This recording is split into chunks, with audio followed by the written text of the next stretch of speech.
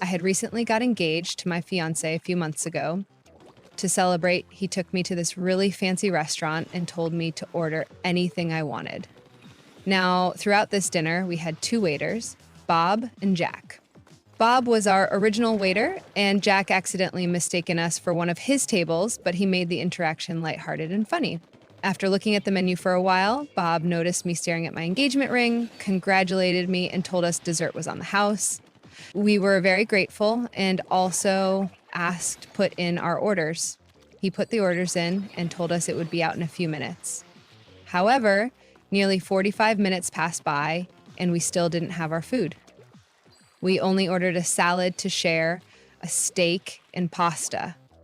We thought that it shouldn't take 45 minutes to prepare all of that, but we waited a bit longer, figuring that it was because the restaurant was busy. It wasn't until Jack was walking past us and noticed that we still weren't eating and asked us if our food ever came. We told him no, and he told us that he would check on our dishes for us. He found out that our dishes had been sitting in the window and went ahead and brought them to us. We were very grateful, though our food was a bit cold, but at least we could start eating. However, before I started eating, I overheard Bob yelling, "YTF, did you serve my table?" Jack very calmly explained that we were waiting over an hour for our food and that he figured Bob was too busy and thought he'd help. Bob then yelled back, "Well, no, I'm busy. I got 4 other tables." Jack then apologized, but we were able to hear everything. My fiancé got very upset.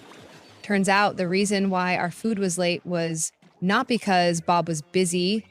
Turns out there was a very wealthy couple sitting at the table behind me, and my fiancé was watching Bob take his time catering and conversing with the wealthier couple. And after the Jack situation, Bob was suddenly very attentive to us. Here is where the revenge part comes in. Our bill came out to be over $100, 0 cents. My fiancé is not from the US, so he never understood tipping culture. He doesn't like how he has to pay a significant amount more of money for a wage that should already be paid to the wait staff.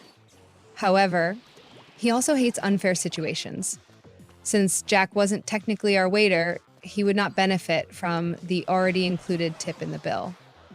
Even though he paid more attention to us than Bob, to fix this, my fiancé asked Bob if we could talk to Jack for a little bit and if he could go get him for us.